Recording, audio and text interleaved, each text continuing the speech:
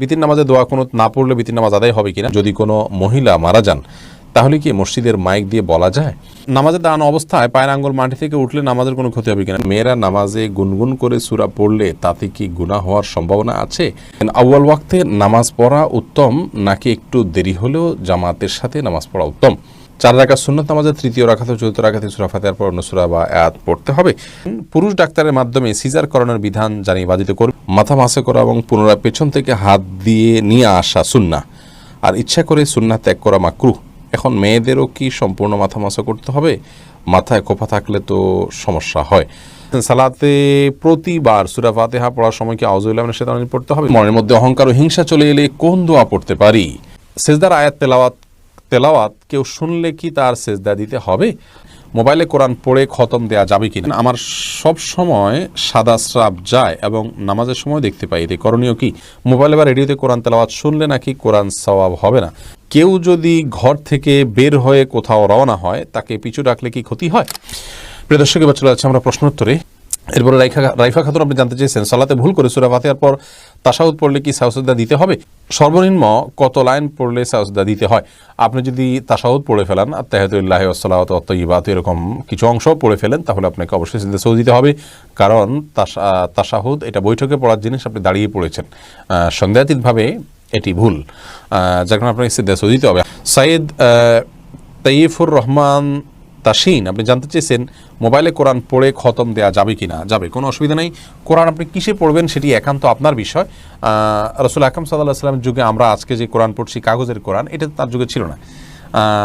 তার যুগে হয়তো পাথরে বা কোনো চাড়াতে বা অন্য কোনো জায়গায় কোরআন লেখা ছিল, সেখান থেকে তিনি পড়তেন। অতএব আমরা আমাদের জায়গা থেকে কোরআন তেলাওয়াত করাটা, আমরা কাগজ থেকে যেমন তেলাওয়াত করতে পারি, কোনো ওয়াল থেকে তেলাওয়াত করতে পারি, কোনো স্ক্রিন থেকে তেলাওয়াত করতে পারি, কোরআন তেলাওয়াত করাটা হলো মুখ্য। কোথেকে তেলাওয়াত করছেন এটি কোনো গুরুত্বপূর্ণ বিষয় নয়। মোবাইল থেকে কোরআন তেলাওয়াত করে খতম দিলেও আপনি সওয়াব পাবেন ইনশাআল্লাহ।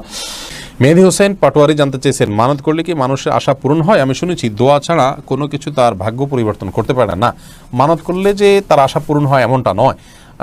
মানুষ মানত করতেই পারে। নবী সাল্লাল্লাহু আলাইহি ওয়াসাল্লাম নিরুৎসাহিত করেছেন মানতের বিষয়ে, তবে তিনি বলেছেন যে মানত এটা ইন্নামা ইস্তাখরাজু মিনাল বাখিল, কৃপণ ব্যক্তি যে আসলে দান করতে চায় না, মানতের মাধ্যমে তার দানটা করা হয়, এর বেশি আর এতে কোনো লাভ নেই। মানতের মাধ্যমে যে কাঙ্ক্ষিত বিষয় হাসিল হয় তা মোটেও সেরকম কিন্তু নয়। এজন্য কোনো বিষয় আপনি মানত করতে চাইলে, ধরুন আপনার ছেলে পরীক্ষা দিচ্ছে বা আপনার কোনো একটা কাজ সিদ্ধ হওয়ার ব্যাপার আছে, আপনি মানত করবেন, তাহলে সেক্ষেত্রে আপনার উচিত হলো আগে ভাগে দান করা এবং আল্লাহর কাছে দোয়া করা যে আল্লাহ দান করলাম, দান করলে মানুষের বিপদ দূর হয় এবং মানুষের নেক উদ্দেশ্য পূরণ হতে পারে, দা ভালো ইবাদত করলাম। অতএব সেই জায়গা থেকে আপনি আশা করবেন, আল্লাহর কাছে দোয়া করবেন, কিন্তু আপনি শর্ত দিবেন না আল্লাহ আমার এই কাজটা হলো তারপর আমি এটা করব, এমনটি সুন্দর কোনো বিষয় নয়। রাসূল আকরাম সাল্লাল্লাহু আলাইহি ওয়াসাল্লাম নিরুৎসাহিত করেছেন মানতের ব্যাপারে। কিন্তু কেউ করতে চাইলে সেটা হারাম হবে না, করতে পারবেন। এরপরে শেখ আকলিমা জলি আপনি জানতে চেয়েছেন, মৃত ব্যক্তির ছবি দেখলে তার কি আযাব হবে? না, মৃত ব্যক্তির ছবি আপনি দেখছেন, তার আযাব হবে কেন? আপনি দেখছেন, যদি আপনার মৃত ব্যক্তি আপনার গায়রে মাহরাম কেউ হন, যার সাথে পর্দা করা উচিত, তাহলে সেক্ষেত্রে আপনি দেখে গুনাহগার হচ্ছেন। মৃত ব্যক্তি যদি সে সুযোগ করে দিয়ে যান তাহলে তিনিও গুনাহগার হবেন। আর যদি এরকম কেউ না হয়, পুরুষদের ছবি, মেয়েরা মেয়েদের ছবি দেখছেন, তাহলে এই দেখার কারণে যিনি দেখছেন তিনিও গুনাহগার হবেন না, যার ছবি দেখছেন তিনিও গুনাহগার হবেন না। তবে ছবি প্রিন্ট করে বা বাধাই করে বা বিভিন্নভাবে এটাকে যদি আপনি রাখেন তাহলে সেটি গুনাহের কারণ, এবং তার কারণে যিনি যারটা বাধাই করে গেছে সেই ব্যক্তি আপনার গুনাহগার হিসাবে বিবেচিত হবেন। সেই জায়গা থেকে তার সাবধানতা অবলম্বন করা উচিত এবং জীবদ্দশাতে এটা খেয়াল করে যাওয়া উচিত যে আমার কোনো ছবি ইত্যাদি যেন না থাকে। যদি থাকে তাহলে সেক্ষেত্রে ছবি অঙ্কন করা বা ছবি বাধাই করা বা ছবি প্রিন্ট করার যে গুনাহ, সেটি মৃত ব্যক্তির হবে, কেউ দেখুক বা না দেখুক। হ্যাঁ, এভিডেন্স হিসাবে যে সমস্ত ছবি তোলা হয় সেগুলোর কথা ভিন্ন এবং এক্সেপশন। এরপরে হাসিনা ইসলাম জানতে চেয়েছেন, আমার সব সময় সাদা স্রাব যায় এবং নামাজের সময় দেখতে পাই, এতে করণীয় কি? বোন যদি নিয়মিত সাদা স্রাব যায় এবং আপনি নামাজের সময় দেখেন তাহলে তো আপনি মাজুর, নিয়মিত যেতে থাকলে এটাকে বলা হয় মাজুর। মাজুর ব্যক্তির বিধান হলো তিনি প্রত্যেক ওয়াক্ত নামাজের জন্য আলাদা উজু করে নেবেন এবং এরপরে তিনি নামাজ পড়বেন। এরপর যদি বেরো হয় তাতে কোনো অসুবিধা নেই, এক ওয়াক্ত পর্যন্ত তার উজু ভ্যালিড থাকবে, যদি তিনি সব কিছু করতে পারবেন। আবার নতুন ওয়াক্ত শুরু হবে, তাকে নতুন করে উজু করতে হবে। এ হলো আপনার জন্য মাসআলা, এবং প্রতি বার আপনাকে বারবার করে উজু করার জন্য কসরত করার বা কষ্ট করার কোনো প্রয়োজন নেই। এরপরে সাজ্জাদ হোসেন জানতে চেয়েছেন দোয়া চেয়ে মসজিদে টাকা দান করা জায়েজ কি না। এই প্রথাটা ভালো না যে মসজিদে আমি এটা চিরকুট লিখে দিলাম যে আমার মায়ের জন্য, বাবার জন্য বা আমার জন্য দোয়া করবেন আপনারা, আমি মসজিদে এত টাকা দান করলাম। এটি করা উচিত নয়। আপনি দান করেছেন কি জন্য? আল্লাহ তাআলার সন্তুষ্টি অর্জনের জন্য। অতএব দানের সওয়াব বা বিনিময়টা আল্লাহর কাছে আশা করবেন। মসজিদের ইমাম সাহেব বা খতিব সাহেব বা মজন সাহেবকে বলেন আপনার একটা দোয়া করেন, আমি টাকা দিলাম, তাহলে কেমন যেন টাকা দিয়ে আপনি দোয়াটা বিনিময় হিসেবে নিলেন, এটা করা উচিত নয়।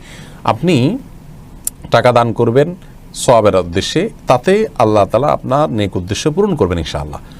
আর দোয়া আপনি আলাদাভাবে ভিন্নভাবে অন্য কোনো সময় দোয়া চাইবেন বা দোয়া করবেন, সেটা ভিন্ন বিষয়, কিন্তু দোয়ার সাথে দানটাকে আপনার শর্তযুক্ত করা বা এটাকে একটার সাথে এটাকে সম্পৃক্ত করা, যেটা আমাদের ট্র্যাডিশন হয়ে গেছে, এটি করা উচিত নয়, এটি ভুল প্রথা।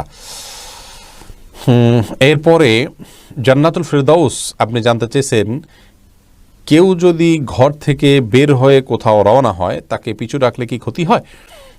না, এটি সম্পূর্ণ ভুল ধারণা। আমাদের সমাজে অনেকেই মনে করেন এটি যে কোথাও বের হলে পেছন থেকে কেউ ডাক দিলে তাহলে পিছুটান হয়ে গেল, আর বোধহয় সামনে কল্যাণ নাই। এটি সম্পূর্ণ আমাদের মন গড়া কথা। এরকম বিশ্বাস করলে সেটা ছোট শিরকের অন্তর্ভুক্ত হবে। এটি আমাদের পরিহার করা উচিত, এই বিশ্বাসটা। রাজীব রাজ আপনি জানতে চেয়েছেন জীবিত মানুষের জন্য মসজিদে টাকা দান করা হলে সেই সওয়াব কি তার আমল নামায় যায়?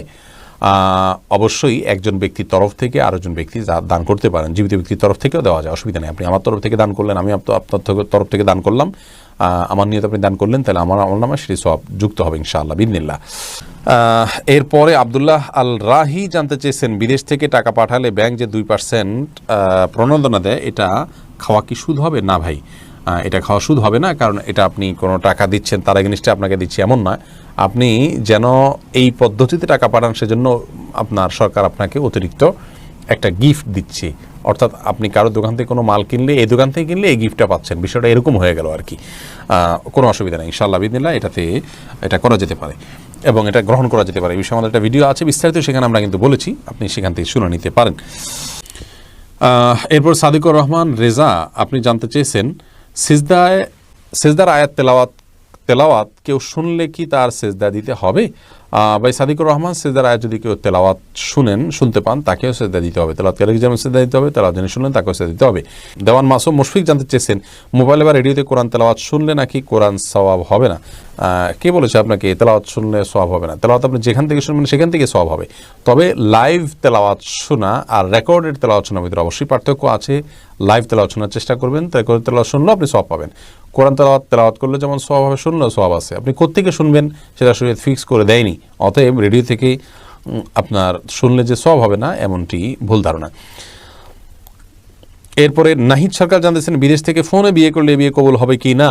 বিদেশ থেকে যদি কেউ ফোনে বিয়ে করেন তাহলে সেক্ষেত্রে সে বিয়ে কবুল না হওয়ার কারণ নেই, তবে শর্ত আছে। সে বিয়ের পদ্ধতি হইতে হবে এরকম যে আজকাল ভিডিও কলের মাধ্যমে আমরা নিশ্চিত হতে পারি যে কে পাত্র কে পাত্রী। আপনার দেশে কারোর মাধ্যমে নিশ্চিত হতে হবে।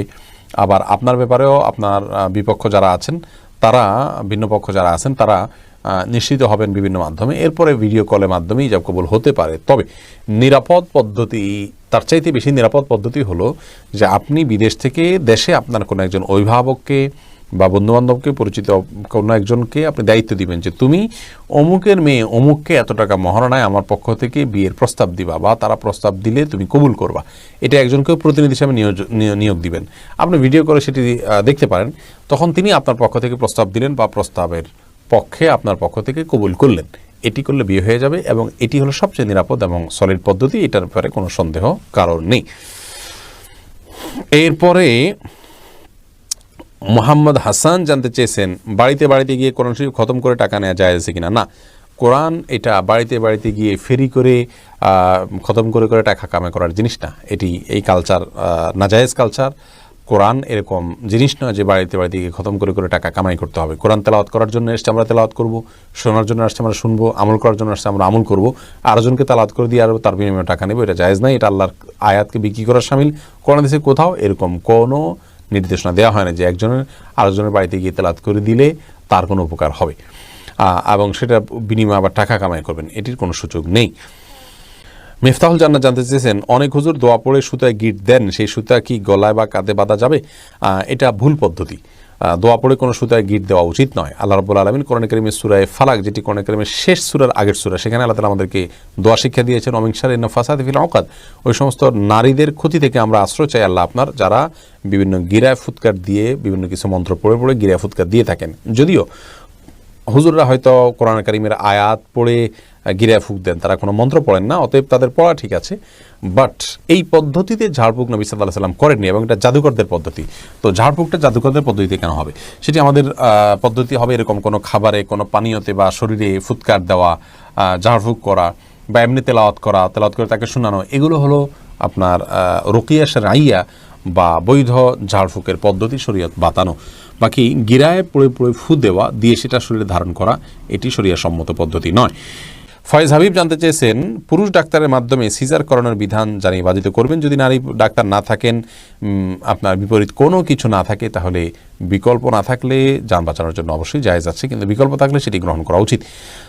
আমাদের দেশে এবং পৃথিবীর অনেক মুসলিম দেশে, অমুসলিম দেশে তো আসি, অনেক মুসলিম দেশেই আজকাল গাইনি ডাক্তার হিসেবে পুরুষরা ডাক্তারি করছেন। এটি খুবই আপত্তিকর, খুবই অগ্রহণযোগ্য এবং এটি কোনো অবস্থাতে আমাদের করা উচিত নয়। আমাদের এই কালচার থেকে বের হয়ে আসা উচিত। আল্লাহ তাআলা আমাদেরকে হেফাজত করুন এবং আমরা যেন সুস্থ কালচারের দিকে ফিরে যেতে পারি। আপনার আমার মা বোনের ব্যক্তিত্বের সাথে এটি যায় না যে একজন পুরুষ ডাক্তার তার সিজার করবেন বা তার গর্ভখালাসের ক্ষেত্রে ডাক্তার হিসেবে ভূমিকা রাখবেন। এরপরে সাইফুল ইসলাম জানাচ্ছেন, নামাজের দাঁড়ানো অবস্থায় পায়ের আঙ্গুল মাটি থেকে উঠলে নামাজের কোনো ক্ষতি হবে কিনা? সামান্য সময় জন্য উঠলে কোনো অসুবিধা নেই, উঠলো আবার নামায় ফেললেন, কিন্তু পুরো সিজদা জুড়ে যদি একবারও মাটি টাচ না করে তাহলে নামাজ হবে না। কারণ নবী সাল্লাল্লাহু আলাইহি ওয়াসাল্লাম বলেছেন, উমিরতু আন আসজুদা আলা সাবআতি আযম।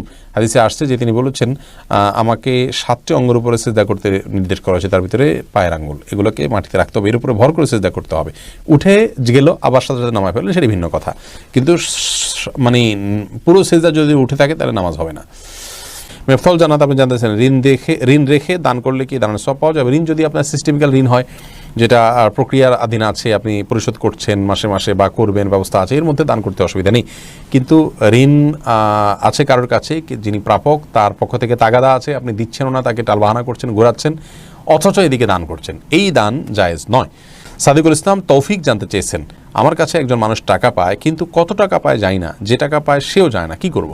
তাহলে দুজনে একত্র হবেন এবং আনুমানিক একটা ফিগারের উপরে দুজন একমত হবেন, সেটি তাকে পরিশোধ করবেন এবং তাকে বলবেন, যদি এর অতিরিক্ত হয়ে থাকে তুমি মাফ করে দিবা, আর যদি এর কম হয়ে থাকে তাহলে আমার অতিরিক্ত যেটা গেলো সেটা আমি মাফ করে দিলাম। এর মাধ্যমে আপনি ইনশাআল্লাহ মুক্তি লাভ করতে পারেন। এক ক্ষণিকের জীবনে এর দিকে জানতেছেন, সিমে ইমার্জেন্সি টাকা আনার পর সিম নষ্ট হয়ে গেলে তার হুকুম কি? আপনি ইমার্জেন্সি ব্যালেন্স নিয়েছেন, পরিশোধ করতে পারেনি, কোম্পানিকে যে কোনোভাবে আপনি ব্যালেন্স মানে তার কাছে টাকা নিলেন, কথার কথা, কিন্তু সেটা ইউজ করলেন না, এর মাধ্যমে বা যে কোনোভাবে কোম্পানির ওখানে টাকাটা আপনি প্রবেশ করে দিলে ইনশাআল্লাহ আপনি দায়মুক্ত হবেন।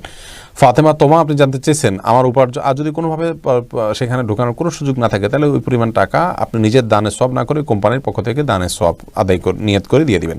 ফাতেমা তোমা জানতে চেয়েছেন, আমার উপার্জন আছে বলে আমার স্বামী আমার কোনো দায়িত্ব বা হক আদায় করেন না, কিন্তু আমার থেকে বাসা ভাড়া সহ অন্যান্য খরচ নেন, আমি আমার যাবতীয় খরচ চালাই, আমি এখন খরচ না দিলে কি গুনাহগার হব? বোন ফাতেমা, আপনি খরচ দিতে বাধ্য নন, আপনার স্বামী আপনার খরচ দিতে বাধ্য। তবে সেই সাথে আপনার স্বামী যদি আপনাকে বাইরে কাজের পারমিশন না দেন, সে অধিকার কিন্তু তার আছে, আপনি যদি তার কাছ থেকে অধিকার আদায় করে নিতে পারেন সেটা আপনার ব্যাপার, কিন্তু আপনি আপনার নিজের খরচ বহন করতে বাধ্য নন।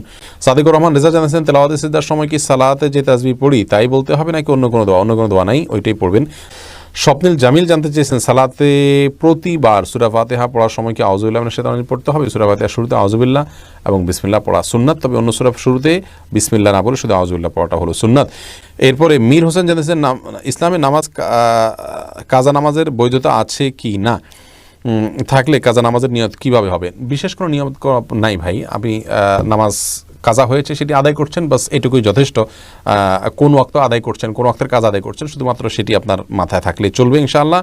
এবং যেগুলো ছুটে যায় সেগুলো আদায় করতে হবে। বাবু কাজাইল ফাওয়ায়েদ নামে সমস্ত উলামায়ে কেরামি কম বেশ তাদের ফিকহের কিতাবগুলোতে বাব রচনা, অধ্যায় রচনা করেছেন, অর্থাৎ ছুটে যাওয়া নামাজ কীভাবে পড়বেন তার পদ্ধতি, অতএব এটির বিধান আছে। এর পাশাপাশি এমডি আলমগীর হোসেন জানতে চেয়েছেন, আউয়াল ওয়াক্তে নামাজ পড়া উত্তম নাকি একটু দেরি হলেও জামাতের সাথে নামাজ পড়া উত্তম? আউয়াল ওয়াক্তে নামাজ পড়া এটা সওয়াবের কাজ। বিভিন্ন হাদিসে আসছে নবী সাল্লাল্লাহু আলাইহি ওয়াসাল্লাম বলেছেন, আফদালুল আমাল সম্পর্কে, সর্বোত্তম আমল সম্পর্কে তিনি বলেছেন, as-সালাতু লি আউয়ালি ওয়াক্তিহা, যে কোনো ওয়াক্তের সালাত আউয়াল ওয়াক্তে পড়া এটা হলো সবচেয়ে উত্তম আমলের মধ্য থেকে অন্যতম। সেজন্য আউয়াল ওয়াক্তে সালাত পড়ার ব্যাপারে আমাদের আন্তরিকতা থাকা উচিত, আমাদের আগ্রহ থাকা উচিত, আমাদের প্রচেষ্টা থাকা উচিত। কিন্তু মনে রাখা উচিত যে জামাতে সালাত আদায় এটা আউয়াল ওয়াক্তে সালাতের চাইতে অনেক বেশি গুরুত্বপূর্ণ। অতএব আমরা যদি কেউ মনে করি যে না আউয়াল ওয়াক্তে আমরা সালাত আদায় করতে গিয়ে যদি জামাত তরক করব, তাহলে সেটি ভুল হবে। কারণ আসলে জামাতের গুরুত্ব তত বেশি নাই যত বেশি রয়েছে আউয়াল ওয়াক্তে সালাতের গুরুত্ব তত বেশি শরীয়তে নাই যত বেশি রয়েছে জামাতের সালাতের গুরুত্ব। এই জন্য যদি আমাদের দুইটার যে কোনো একটা রাখতে হয়, হ্যাঁ আউয়াল ওয়াক্ত নইলে জামাতের সালাত, তাহলে আমরা জামাতের সালাতকে প্রায়োরিটি দিব আউয়াল ওয়াক্তের উপরে, কারণ জামাতের সালাতের গুরুত্ব আউয়াল ওয়াক্তের চাইতে বহু গুণ বেশি। এরপরে প্রশ্ন করেছেন ইবতেসাম ইবনে এনান, আপনি জানতে চেয়েছেন ইকামতের সময় আশহাদু আন্না মুহাম্মাদুর রাসূলুল্লাহ বলার পর সবাই নামাজের জন্য দাঁড়ায়, তাদের বিশ্বাস এটা বললে নবীজি হাজির হন, এ ব্যাপারে জানাবেন। এরূপ বিশ্বাস করে তাদের পিছনে নামাজ আদায় করা যাবে কিনা?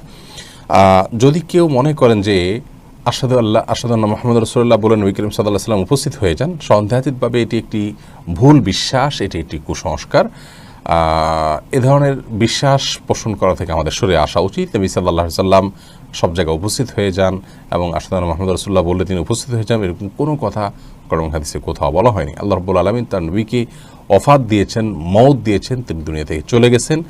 যদিও মৃত্যুর পর আল্লাহ রাব্বুল আলামিন তাকে বিশেষ হায়াত দিয়েছেন, যেটা অন্যান্য নবীদেরকে দিয়েছেন, ব্যাপারে বর্ণনা রয়েছে। কিন্তু এর মানে এই নয় যে আমরা নবী করিম সাল্লাল্লাহু আলাইহি সাল্লামকে প্রত্যেক সালাতেই প্রত্যেক ইকামতের সময় আশহাদু আন্না মুহাম্মাদুর রাসূলুল্লাহ বলার সময় হাজির পেয়ে যাই এবং তিনি পৃথিবীর সব জায়গায় প্রদক্ষিণ করেন, এরকম কোনো কথা নেই। এটি সম্পূর্ণ ভ্রান্ত বিশ্বাস। এই বিশ্বাসটা সংশোধন করা উচিত। মোহাম্মদ ওসমান, আপনি জানতে চেয়েছেন কোনো মানুষ অসুস্থ হলে কিংবা মারা গেলে সেই ব্যক্তির জন্য ফেসবুকে দোয়া চাওয়া হয়, বেশিরভাগ মানুষ পোস্টের কমেন্টে দোয়া করেন, এভাবে কমেন্ট করে দোয়া করা ইসলামের দৃষ্টিকোণ থেকে কতটুকু গ্রহণযোগ্য? কোনো ব্যক্তি অসুস্থ হলে কিংবা মারা গেলে বা বিপদে পড়লে তার জন্য অন্যান্য মুসলিমরা দোয়া করা তাদের উচিত এবং কর্তব্য। কিন্তু দোয়া করতে গিয়ে যদি কেউ মনে করেন যে আপনার শুধুমাত্র হাত তুলে মুখেই দোয়া করতে হবে, তাহলে সেটি কিন্তু ভুল ধারণা। অতএব কেউ যদি লিখে দোয়া করেন সেটিও হতে পারে। আসল দোয়া হয় অন্তর থেকে, সেটি প্রকাশ আমাদের লেখার মাধ্যমে হতে পারে, সেটির প্রকাশ আমাদের মুখের মাধ্যমে হতে পারে। আমি যদি লিখি তাহলে তার মাধ্যম হতে পারে। আল্লাহ তাআলা একজনকে বাকশক্তি দেননি, তিনি কিন্তু মনে মনেই দোয়া করেন। অতএব আসল দোয়া হলো মনের দোয়া। বিভিন্ন হাদিস থেকে বোঝা যায় যে গাফিল অন্তরের দোয়া আল্লাহ তাআলা কবুল করেন না। তার মানে কেউ লিখছেন বা মুখে বলছেন কিন্তু তার মনে অন্য কিছু। আজকাল দেখা যায় যে আমাদের দোয়াগুলো ট্র্যাডিশনাল দোয়া হয়ে গেছে। ৫ ওয়াক্ত সালাতের পরে যে সম্মিলিত দোয়ার প্রথা আমাদের দেশে প্রচলিত আছে, আপনারা খেয়াল করবেন যে দোয়াগুলোতে জাস্ট একটা গতানুগতিক দোয়া হয়ে থাকে। দুই হাত তুলে ইমাম সাহেব গদবাদা কিছু বলেন, জাস্ট বলা দরকার বলেন, এরকম একটা অবস্থা কিন্তু বিরাজ করছে। যারা একটু গভীরভাবে বিষয়টিকে পর্যবেক্ষণ করছেন অবশ্যই তারা লক্ষ্য করবেন। তো এটা আসলে দোয়া না, এটা জাস্ট দোয়ার একটা ট্র্যাডিশন বলতে পারেন। ঠিক তেমনিভাবে ফেসবুকে কেউ অসুস্থ হলে, কেউ মারা গেলে আমরা যখন দোয়া চাই, সেই দোয়াতে আপনি লিখলেন, কমেন্টে অনেক কিছু লিখলেন, কিন্তু আসলে আপনার অন্তরে আল্লাহর প্রতি মনোসংযোগ করে আল্লাহর সাথে কানেক্টেড হয়ে ওই ব্যক্তির জন্য কিছু চাওয়া, যেটা দোয়ার মূল বিষয়, সেটি আপনার ভেতরে একেবারেই নেই। তাহলে এটা আসলে দোয়া না, এটা দোয়ার একটা বাহ্যিক রূপ মাত্র। সেজন্য ফেসবুকে লিখে দোয়া করা যেতে পারে, কোনো অসুবিধা নেই, কিন্তু তার অন্তরে আল্লাহর কাছে চাওয়া, আল্লাহর কাছে দোয়া পেশ করার যে বিষয়টি আছে সেটি থাকতে হবে। অর্থাৎ অন্তর থেকে দোয়া করতে হবে, পাশাপাশি তিনি ফেসবুকে লিখবেন। মোহাম্মদ জালাল আবেদিন জানতে চেয়েছেন মনের মধ্যে অহংকার ও হিংসা চলে এলে কোন দোয়া পড়তে পারি? কারোর প্রতি যদি হিংসা আসে তাহলে তার জন্য আল্লাহর কাছে দোয়া করবেন, তাকে বেশি সালাম দিবেন, তার কল্যাণের জন্য আরও বেশি দোয়া করবেন এবং হিংসা থেকে বেঁচে থাকার উপায় সম্পর্কে আমাদের একটা ভিডিও ক্লিপ আছে, শুনে নিতে পারেন। অহংকার হলে একটি দোয়া বিভিন্ন হাদিসে বর্ণিত হয়েছে, আল্লাহুম্মা ওয়াজআলনি ফি আইনি সগীরা ওয়া ফি আয়ুনিন নাসি কাবীরা, যার অর্থ হলো আল্লাহ আমাকে নিজের চোখে আপনি ছোট করে দিন, অন্যদের চোখে বড় করে দিন। যদি এই হাদিসটিকে মুহাদ্দিসিন ইকরাম দুর্বল বলেছেন, দায়ীফ বলেছেন, তথাপি এটি একান্ত আমলের বিষয়, করা যেতে পারে আমল। আপনি আল্লাহর কাছে দোয়া করবেন সাধারণভাবে, আল্লাহ যেন আপনাকে বিনয় দান করেন। তাছাড়া বিনয় এবং আপনার তাওয়াদু এই গুণগুলো আসার জন্য বিনয়ী মানুষদের সাথে উঠা বসা করা, তাদের সংস্রবে যাওয়া, তাদের সোহবতে থাকার কোনো বিকল্প নেই। সে বিষয়টির মাধ্যমে আমাদের মধ্যে এটি সবচেয়ে বেশি আসবে ইনশাআল্লাহ তাআলা। মাহিরা জান্নাত আইরা জানতে চেয়েছেন, ওযুর সময় মেয়েদের মাথায় কাপড় থাকতে হবে কিনা। ওযুর সময় মাথায় কাপড় থাকা কোনো আবশ্যক কোনো কিছু না। এমনি আশিক জানতেছেন, একটি মেয়ের যদি দুটি বিয়ে হয় তাহলে জান্নাতে কোন স্বামীকে পাবে? একমাত্র আল্লাহ তাআলা ভালো জানেন। এটার মূল উত্তর বাহ্যে তো মনে হয় যে শেষ স্বামী যিনি থাকবেন তার সাথে তার জান্নাতে থাকা হবে, কিন্তু এ বিষয়ে অদৃশ্য জগতের বিষয় একমাত্র আল্লাহ তাআলা ভালো জানেন। এমনি সুমন চৌধুরী আপনি জানেন বিতির নামাজে দোয়া কুনুত না পড়লে বিতির নামাজ আদায় হবে কিনা। যেহেতু বিতির নামাজে দোয়া কুনুত পড়াটা ইমাম আবু হানিফা রাহিমাহুল্লাহ সহ অনেক ওলামাদের মধ্যে ওয়াজিব, অতএব তার দৃষ্টিতে এটি আদায় না করলে নামাজ আদায় হবে না, আপনার সেজদা সুজুদ করা উচিত যদি ভুলে যান। সৌদি আরবের স্কলাররা কিন্তু এটিকে সুন্নাহ বলেন। তাদের মতে বিতির নামাজে দোয়া কুনুত না আদায় করলেও নামাজ হয়ে যাবে, সেজদা সুজুদ দিতে হবে না ভুলে গেলে। মাথা মাসে করা এবং পুনরায় পেছন থেকে হাত দিয়ে নিয়ে আসা সুন্নাহ, আর ইচ্ছা করে সুন্নাহ ত্যাগ করা মাকরুহ। এখন মেয়েদেরও কি সম্পূর্ণ মাথা মাসা করতে হবে? মাথায় খোপা থাকলে তো সমস্যা হয়। এটা প্রশ্ন করেছেন কাজী মায়া। দেখুন, মাথা মাসের জন্য ভেজা হাতকে এইভাবে দিয়ে পেছনের দিকে টানবেন, এইটুকু ব্যবহার হবে আর একটুকু অবহেলিত থাকবে, কারণ এভাবে আপনি টানবেন। আসার সময় আবার এই অংশ দিয়ে আপনি এভাবে টানবেন, তাহলে বাকিটুকু ব্যবহার হয়ে যাবে। এভাবে করাটা সুন্নাহ। অতএব এটি নারী পুরুষ সকলের জন্যই প্রযোজ্য যে সবাই এভাবে প্রথমে পেছনের দিকে নিয়ে এরপর সামনের দিকে টেনে আপনি মাসাহ করবেন। এরপরে সাজেদুল হক রিয়াজ জানতে চেয়েছেন, তাকবীরে তাহরিমা বাঁধার পর নামাজে মনের মধ্যে শুধু বাজে চিন্তা আসে, সেক্ষেত্রে করণীয় কি?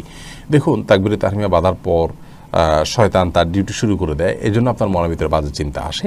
অন্য সময় তো বাজে চিন্তা এত বেশি আসে না, এই সময় যত বেশি আসে এটি প্রমাণ বহন করে যে আপনি আল্লাহর নৈকট্য অর্জন করতে যাচ্ছেন, এবং আল্লাহর নৈকট্য অর্জন করার কারণে আপনাকে শয়তান দখলে নেওয়ার চেষ্টা করে এবং শয়তান আপনাকে বিভ্রান্ত করার চেষ্টা করে। এই জন্য সেখান থেকে বেঁচে থাকার জন্য আপনার আপ্রাণ চেষ্টা থাকতে হবে। আল্লাহ তাআলা তৌফিক দান করুন। মোবাইলে কোরআন অ্যাপ থাকলে ওযু ছাড়া মোবাইল ধরলে কি গুনাহ হবে? নূর AR লুবনা এই আইডি থেকে আপনি জানতে চেয়েছেন। জি, আপনার প্রশ্ন উত্তর হলো যে মোবাইল অ্যাপসে কোরআন থাকলে ওযু ছাড়া সেটি স্পর্শ করা যাবে, কারণ এটি সরাসরি কোরআন স্পর্শ করা হয় না এর মাধ্যমে। 4 রাকাত সুন্নাত নামাজের তৃতীয় রাকাত ও চতুর্থ রাকাতে সূরা ফাতিহার পর অন্য সূরা বা আয়াত পড়তে হবে। 4 রাকাত বিশিষ্ট সালাতে যদি ফরজ হয় তাহলে তার শেষের 2 রাকাতে পড়ার কোনো প্রশ্নই নেই, আর যদি নফল হয় তাহলে সেক্ষেত্রে শেষের রাকাতগুলোতে সূরা মিলাবেন। মিরাজ মালিক আপনি জানতে চেয়েছেন, স্ত্রীকে বলা সত্ত্বেও বারবার গীবতে লিপ্ত হয়, করণীয় কি? করণীয় একই, তাকে বোঝাবেন, আলটিমেটাম দিবেন, প্রয়োজনে সে গীবত করলে শুনবেন না, সরে যাবেন, এবং তাকে যতটুকু সম্ভব আপনার অভিমানের মাধ্যমে অন্যায় কাজ থেকে বিরত রাখার চেষ্টা করবেন, এবং এর পাশাপাশি নসিহা, সুন্দর আচরণ, দোয়া আল্লাহর কাছে এগুলোকে অব্যাহত রাখবেন। গীবতের ভয়াবহতা সম্পর্কে তাকে বোঝাবেন, আলোচনা শোনাবেন, আর্টিকেল পড়াবেন, এবং নেককারদের সাথে তার সান্নিধ্য যেন হয় সে বিষয়টি খেয়াল করবেন। এমনি সোহাগ ভূঁইয়া জানতে চেয়েছেন, যদি কোনো মহিলা মারা যান তাহলে কি মসজিদের মাইক দিয়ে বলা যায়? মহিলা হোক আর পুরুষ হোক, মসজিদের মাইকে কারো মৃত্যুর ঘোষণা দেওয়া উচিত নয়, কারণ মসজিদের মাইক দান করা হয়ে থাকে আজানের জন্য, সুতরাং সেই কাজটা করা উচিত। কেউ মারা গেছেন বা কেউ জন্মগ্রহণ করছে, একান্ত জাগতিক একটি বিষয়, এটা ঘোষণা দেওয়ার কিছু নেই। তবে হ্যাঁ, জানাজার সালাত হবে, কোথায় হবে, কী হবে, একটা ইবাদত, সেটি মানুষ কীভাবে সম্পাদন করতে পারে এই বিষয়ে যদি কেউ জানান দেন সেটি ভিন্ন কথা। হোসাইন ইয়াডি থেকে জানতেছেন, কোরআনে 3-4 আলিফ টান না দিলে কি গুনাহ হবে? না, 3 আলিফ 4 আলিফ যেগুলো আছে সেগুলোকে 3 আলিফ 4 আলিফ টানতে হবে, এমন কোনো আবশ্যক নয়। তবে যেগুলো 1 আলিফ টান সেগুলোকে 1 আলিফ টান না দিলেও অনেক সময় মিনিমাম একালিপ টান না দিলে সেটা বা একালিপ টানের কাছাকাছি একটু টান না দিলে সেটি অর্থ পরিবর্তন হয়ে যেতে পারে। সেজন্য ওইটি ভিন্ন বিষয়, কিন্তু 3 আলিফ 4 আলিফের ভিতরে হুবহু 3 আলিফ 4 আলিফ টান দিতেই হবে, না দিলে গুনাহ হয়ে যাবে, ব্যাপারটি সেরকম নয়। তবে সাধ্য অনুযায়ী চেষ্টা আমাদের থাকা উচিত কোরআনকে তার তিলের সাথে তাজউইদের সাথে তেলাওয়াত করা। আল্লাহ বলেছেন আরতিল কোরআন তার তিলা। এরপরে তানিশা ইসলাম মিম জানতে চেয়েছেন, মেয়েরা নামাজে গুনগুন করে সূরা পড়লে তাতে কি গুনাহ হওয়ার সম্ভাবনা আছে? গুনগুন করে যদি সূরা পড়ে তাহলে সেক্ষেত্রে সরাসরি গুনাহ হবে না, বিশেষ করে নিজে নিজে শুনতে পাচ্ছেন, সরাসরি গুনাহই হবে না, বিশেষ করে নিজে শুনতে পাচ্ছেন এরকম যদি হয় নিজের কান পর্যন্ত, তাহলে সেটি তো তিনি করতেই পারেন।